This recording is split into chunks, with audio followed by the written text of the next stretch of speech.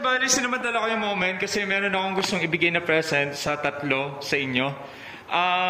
Ito kasi yung mga tumatak sa akin. In 2024, parang, I know that I am given a talent by God para i-share ko rin in my own way. Kumbaga, this is the way to glorify God and to bless yung mga mabuting tao dito sa CFCM.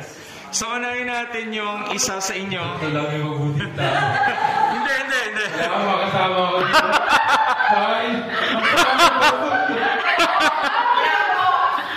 Ano siya, bale, as much as possible, gusto ko lahat kayo mabigyan ko na, mabless ko sa aking talent, pero syempre, marami pa tayong panahon pagsasamahan, ito yung mauuna. Unahin na natin to dahil ito, bibigyan ko lang ng konting background, medyo matampuhin talaga to eh. Ito matampuhin. Hulaan nyo kung sino. Napakamatampuhin ito. Dito sa church ito. Yun, pero request nyo to sa akin eh. So, ito. Sino ba yun? Ayun, mabunurin ako! Bale, ibibigay ito sa kanya kasi isa siya sa, ayan o, yan. Isa siya dun sa mga tao na naging dahilan din upang yung church natin dito is, matuloy dito sa CFCN, dito sa Bulacan. Salamat sa iyo dahil namin may kabutihan kasi yung kalooban. I-maintain mo lang siya at iwasan mo maging mainitin ang ulo. At tatawagan po natin si eto.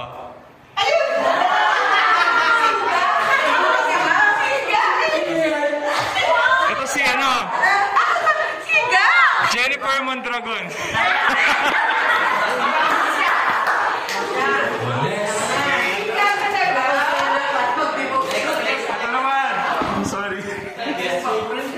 Ayun.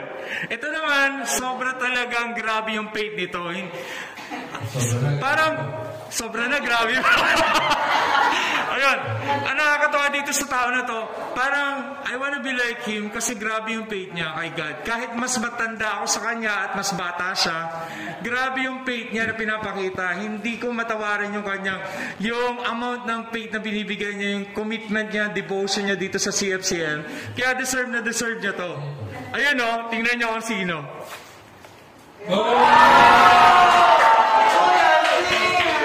Grabe!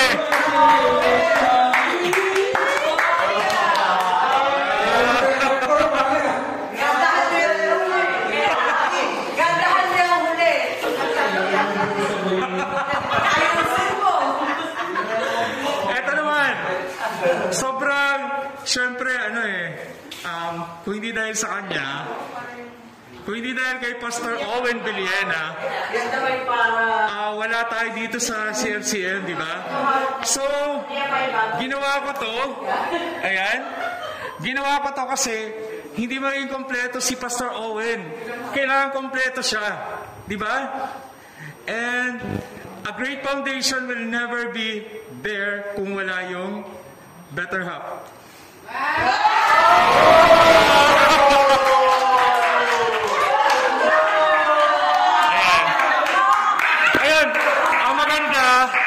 Ang maganda kasi, meron na si Pastor Owen, ginawan ko siya dati. Ngayon, magkatabi na sila sa wall. Ayun, maraming salamat kay God. Salamat kay God sa buhay nyo.